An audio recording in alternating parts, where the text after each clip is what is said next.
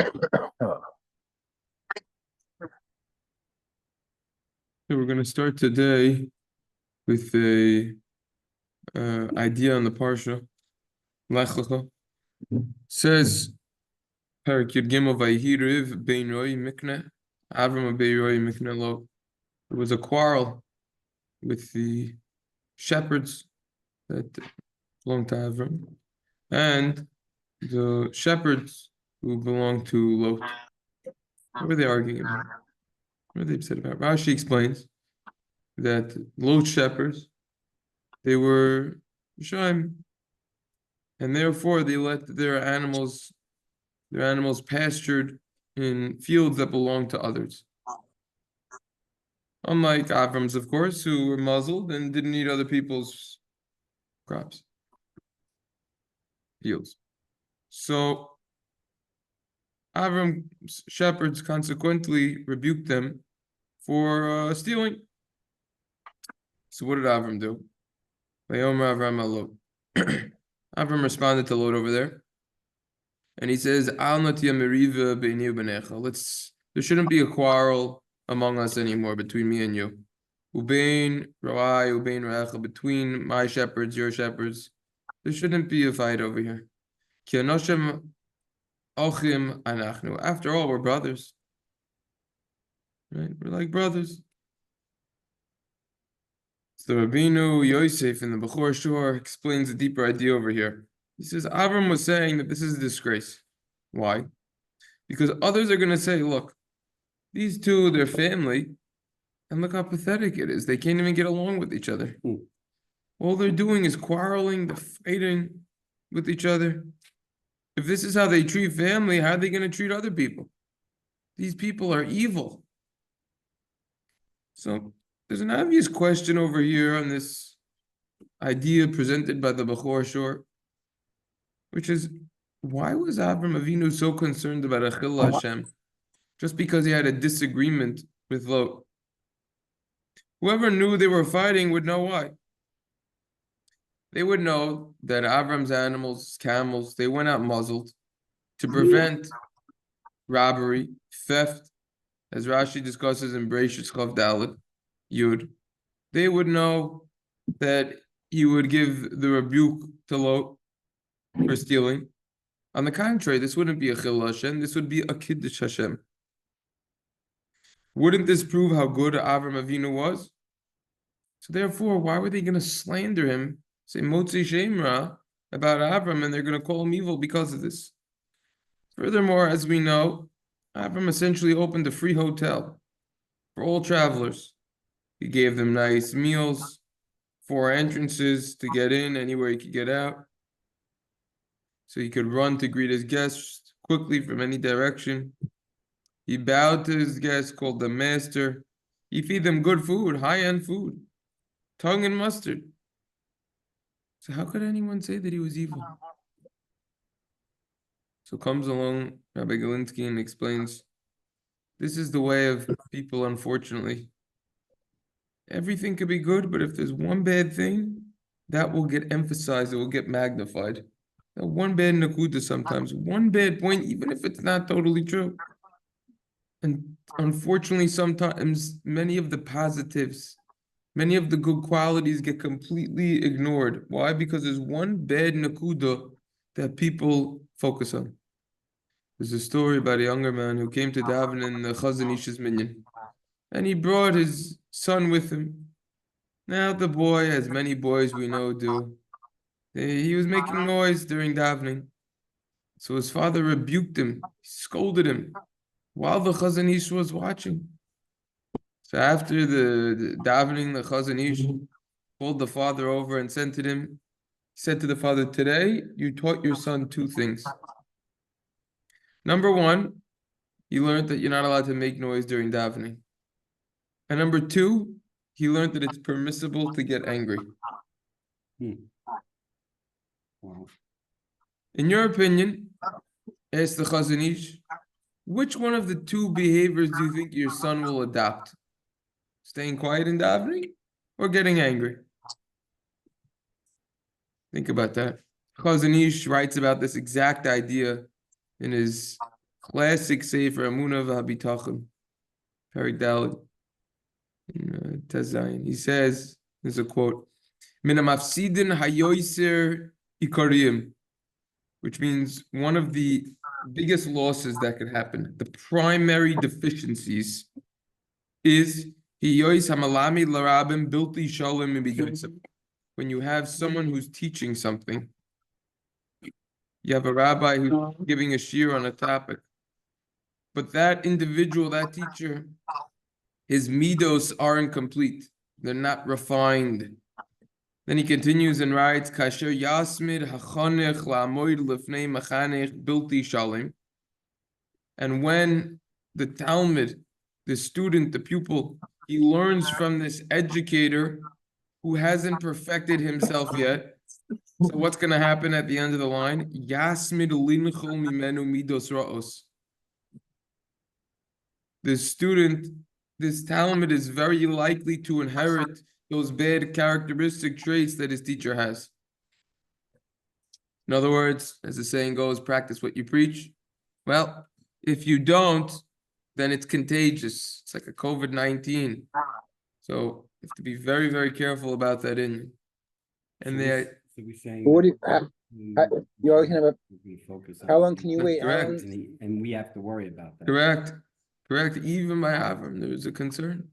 Because that's the nature. People are going to adopt the bad traits more than the good, even if the good is more obvious. If there's one bad thing that someone could go on, they go berserk. Just look at what happens in the media. One thing, and then it gets twisted around, and this and that, and then craziness. Rabbi Chesed Levenstein says, how the Mashgiach Ruchni of the Mir said that Erev Shabbos right now, we have amazing. Shabbos is in under 7 hours right now. Think about that. That's how close Shabbos is.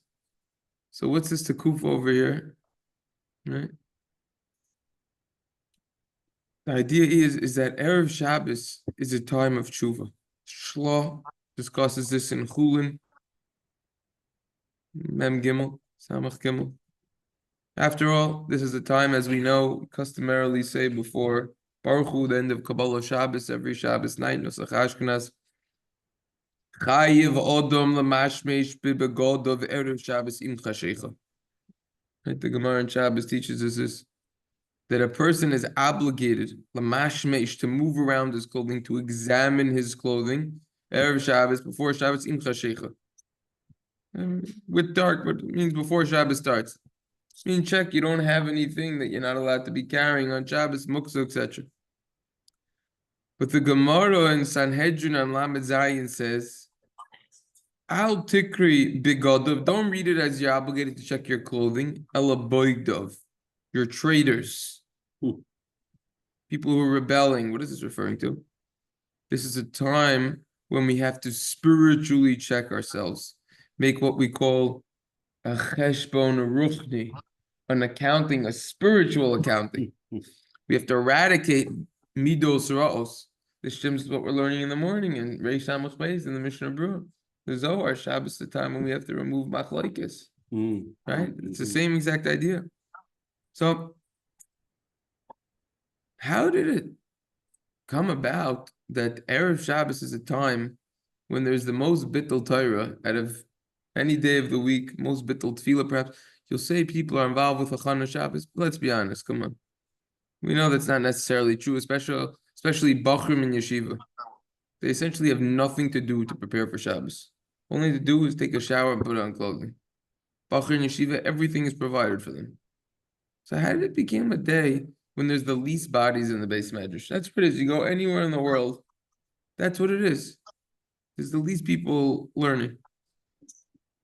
So Rav Levenstein, he enters in his Or Yecheskel, he says, this happened when certain people, according to his opinion, they started setting up this concept of a mishmar, Thursday night mishmar. They'll learn with a lot of hasmada Thursday night. And then, yeah, exactly. All night sometimes, maybe they'll learn, maybe they'll go to Vasikin in the morning. Then they're just going to go to sleep the whole day. They're tired from staying up all night. So they're not going to show up to the regular tefillah that they daven, the regular minyan, and the regular learning seder. Now, the truth is, this is really a problem in the summer when Shabbos starts at 8 at night. If you do the math, I mean, you could be learning 10 hours easily in a base medrash for any bacher. Think about it. Whole day is just wide open and it's just tremendous. But anyways, so comes Ori Yecheskel and he says, so what are people going to learn from these people? Baruch Hashem, they're learning all night. Very nice. Vasikin and everything, very nice. So people obviously aren't going to learn about the Mishmar part. They're just going to learn about, the Bittul Torah. We won't learn on Erev Shabbos part. That's something to keep in mind. Yeah, exactly. Same idea. It's just, there's so much good, but they just take a little bit of bad. Okay, go ahead. This is what Rav Chaim Vital in the Likutei Torah and Shmos explains about Hillel Zaken. There's a known statement of Hillel, but no one really has an explanation for it.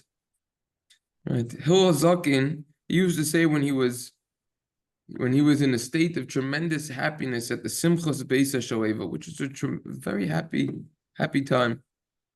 And he would say, well-known line, Im ani kan hakol kan. If I'm here, everyone's here.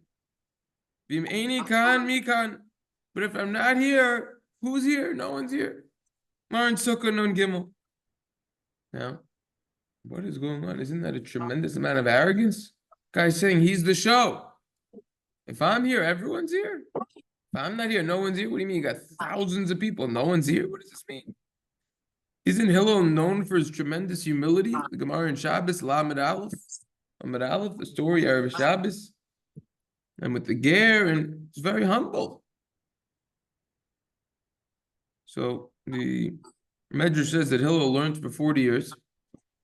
He taught Torah for 40 years, and he led Klal Yisrael for 40 years.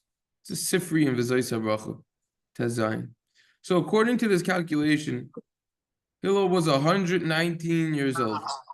Pretty old, especially back then, when the medicine and everything wasn't as good. Now, as an old man, for sure, he didn't need to go to the Simchas Beis HaShoeva. But Hillel realized, if I'm here, everyone is here.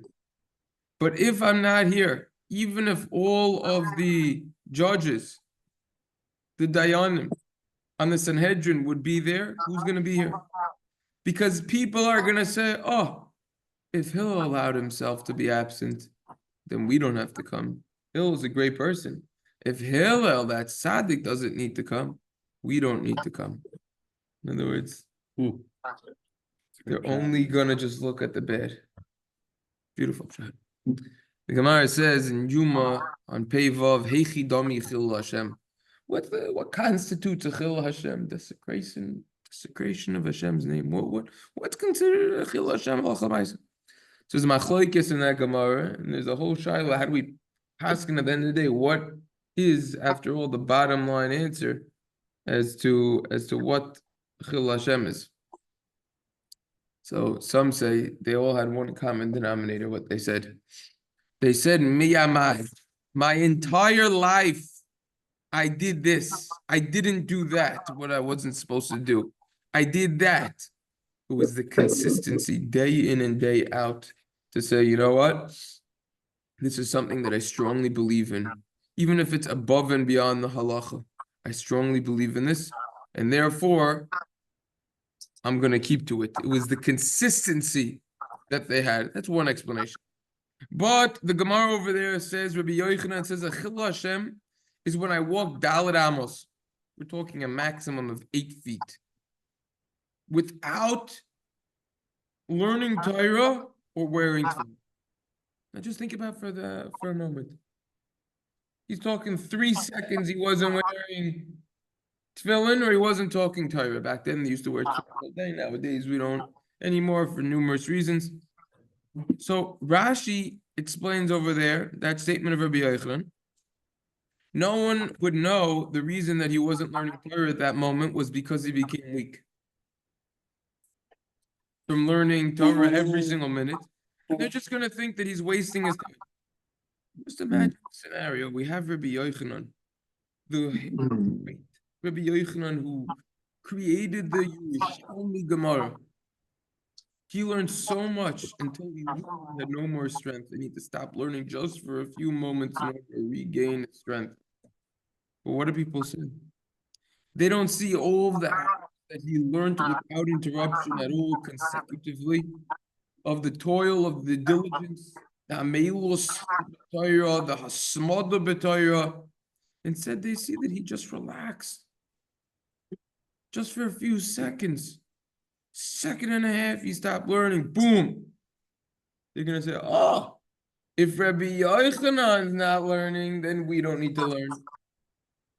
So therefore, it gets twisted into unbelievable. They're just taking the bad.